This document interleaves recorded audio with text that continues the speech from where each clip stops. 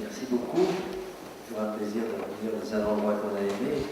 Alors, les établissements privés non lucratifs, en fait, nous avons une tradition associative, pour nous 130 ans d'existence, sans supplément d'honoraires, participant au service public hospitalier.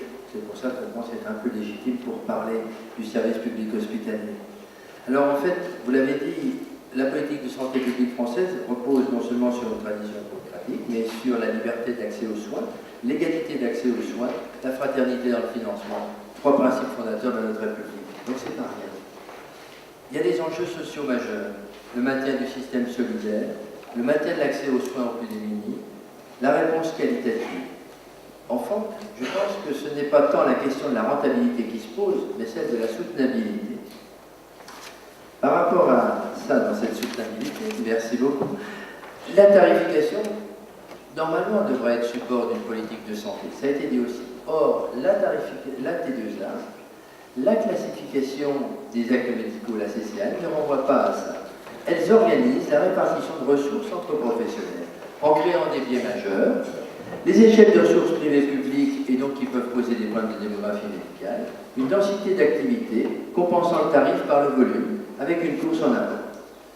Il y a des clivages non résolus, c'est dit par Didier Plabuteau dans votre livre, clivage médecin-soignant, clivage assurance-maladie-hôpital, et là encore, cette existence de deux financements séparés, hôpitaux et villes, crée un biais majeur, le clivage entre la prévention et les soins.